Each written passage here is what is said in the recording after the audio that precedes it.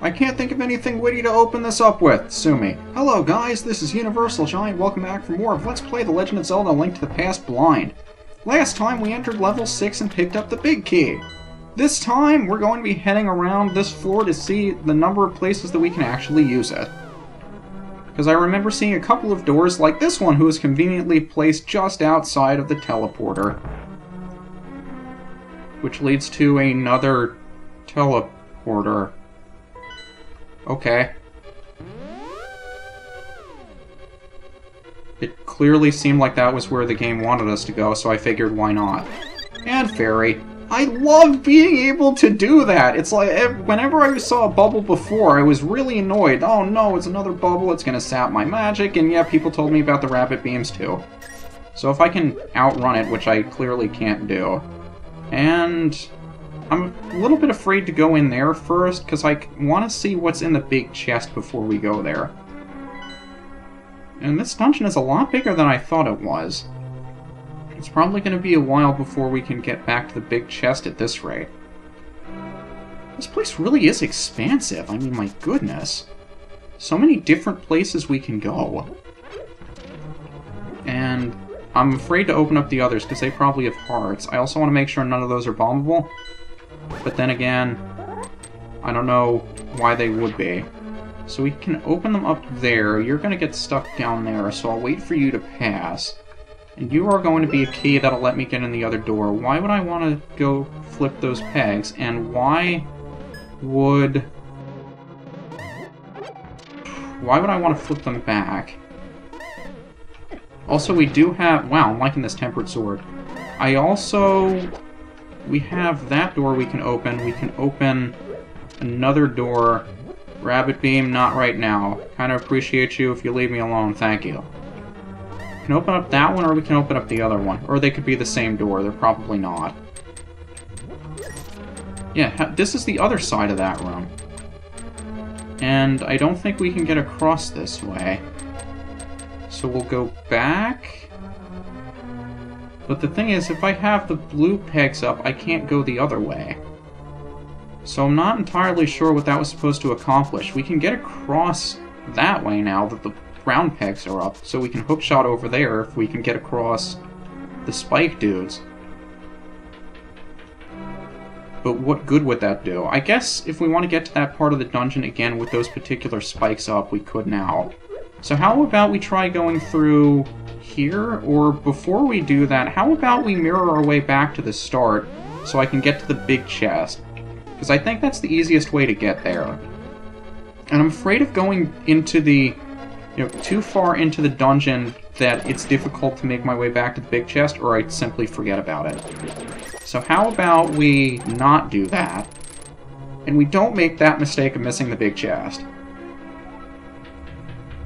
Because if you ever have the option to or not to get into a big chest, always take it.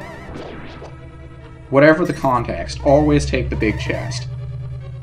And I need to defeat all the Wizrobes in order to get in. Right, I forgot, because I'm so used to ignoring the Wizrobes because they're not necessary to progress that I kind of ignored you. Sorry. It's also a little bit annoying that you stay in place after you supposedly disappear. So even if I hit you when you're physically there, the game thinks that you're no longer there anymore. So it's like an illusion. You're there for a second before you're actually there, and you're gone a second after you disappear. Also, all the bubbles are back. I guess the mirror resets the dungeon. I'm turning the wrong way, so I have to start over again. That's nice. So I guess the magic mirror resets the dungeon, like, it doesn't know that you... or maybe not that it doesn't know, but it doesn't care that you were in the dungeon when you reset it. It acts as if you're re-entering the dungeon again. So, like, if we exited and re-entered, it was the exact same thing. And this is the Cane of Somaria. Thank you for the lovely description of the item. It will be extremely helpful to you. This doesn't use magic, right? What the... It makes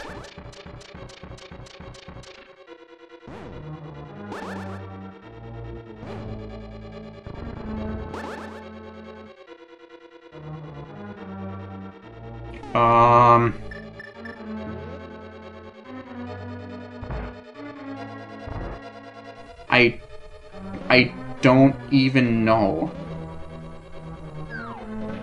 It makes blocks that fire projectiles. I don't even know where to begin with this thing. How would I even think to use this properly? Is that what it does? It makes blocks that we can fire. I don't even know. Are there any big doors we haven't gone through on this side? I thought I remember seeing one. But it was probably a while ago. I don't know if I'd be able to make my way back to it. Was it over here? Was it over to the other side? This is a small key door, although I don't think I was ever in here. I was in here. This led me over to this section. So I guess I opened up a shortcut, but it doesn't exactly help me out right now. Is there anything else on this side I haven't explored yet? Because it looked like I'd never been in that room before, but I'm thinking it was just the small key. So I'm still a little bit confused as to what the cane does, what use it has. What it could possibly do. I mean, as far as I can tell, it just dropped a block that we can push, and that's it. That's all. What else would it possibly do? I don't even know. Although I'm not sure if it actually takes magic or not, either. But you can... Okay, you're on the other wall. I see. And you were the key before, I think. So, can I use it in here? Even if I could, what would it do? Probably not much. Maybe that's what I need to cross the spikes or something? Okay, how about we stop fooling around in this room? I was thinking maybe I could get a heart from the skulls, but forget it. What do I do? Can I use it to cross? I mean, there are spikes here, but I don't know why. Why do I have the boomerang equipped, of all things? There's nothing I can do to cross there. Maybe I should try using the cane a little bit more often, now that I actually have the cane. But again, I can't even think about a use for it in here. Maybe I should be just trying it out randomly and seeing if it does anything helpful. So it makes something that I can push, and using it again breaks it. What else could I do with it besides that?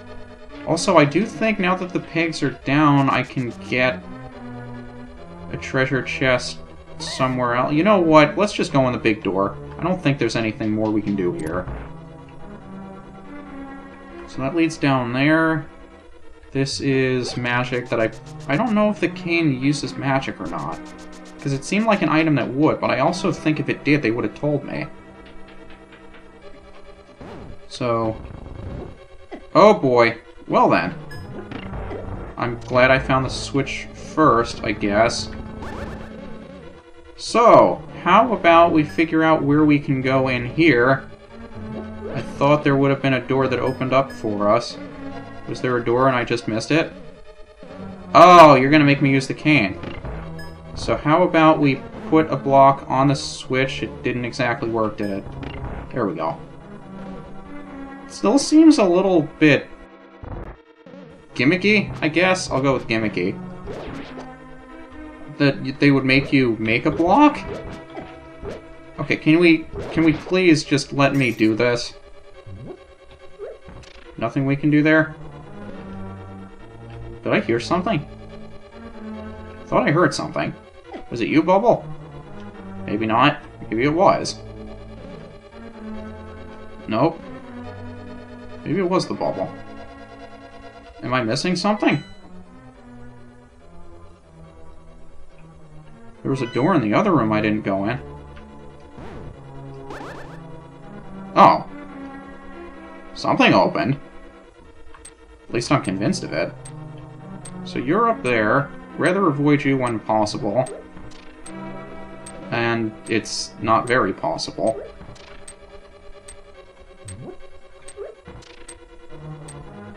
I don't even know what to say. So don't use the sword.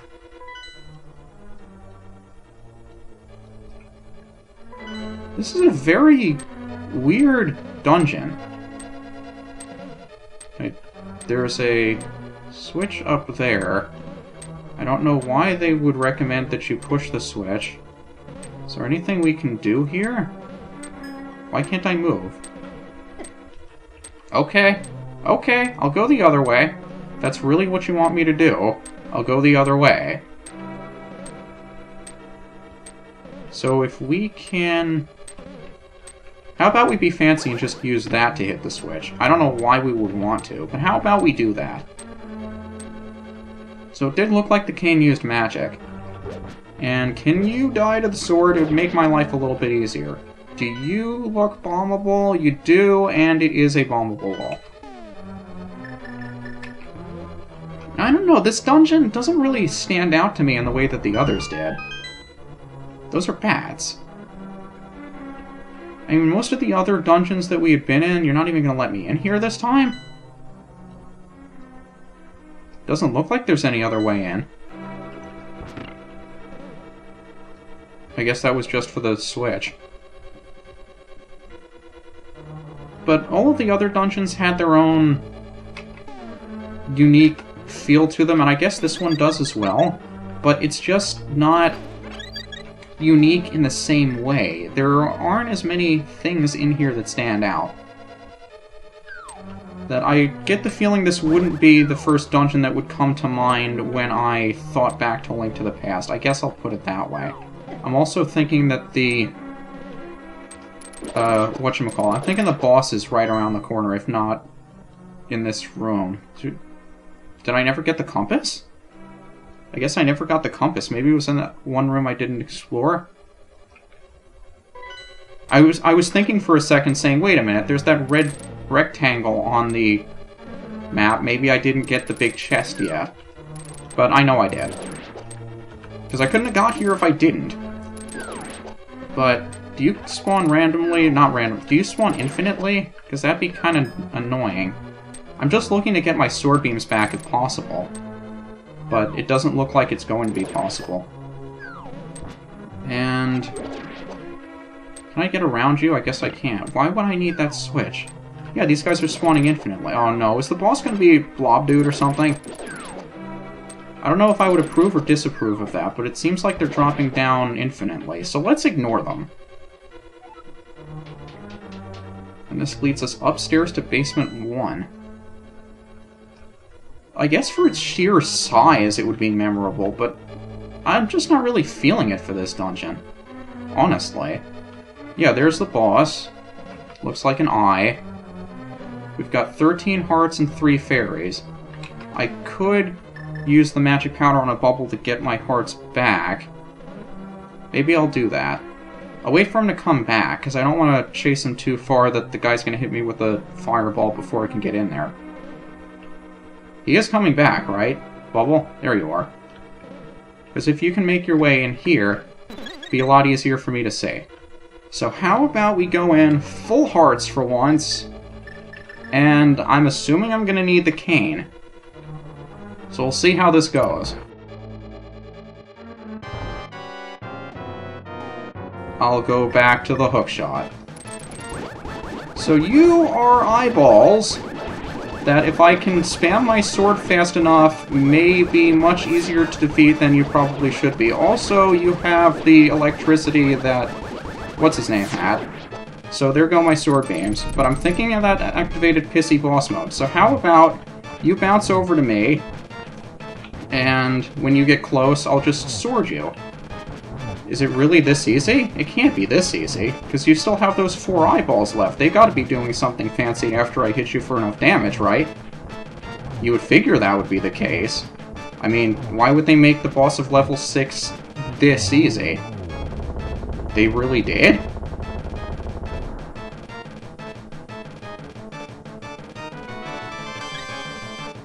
That was the boss of level 6?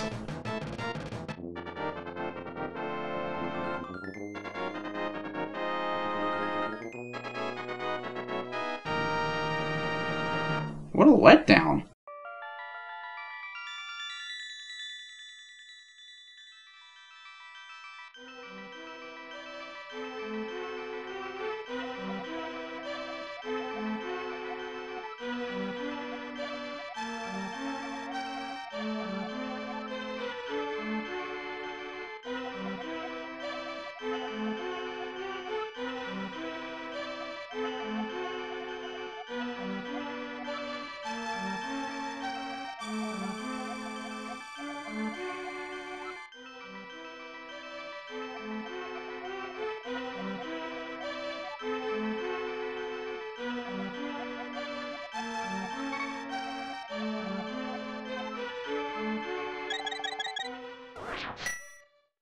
Not gonna lie, I was expecting it to be a lot more difficult than that.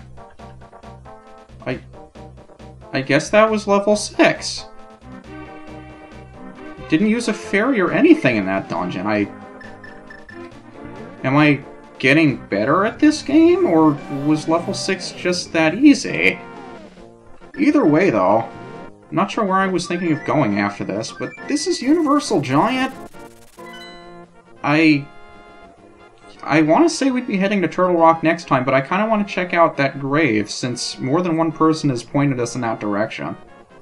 I'm wondering if we can actually do something there now, so it's probably going to be the first place I check next episode. If it's not interesting, I'll probably meet you on Death Mountain. Either way, see you next time.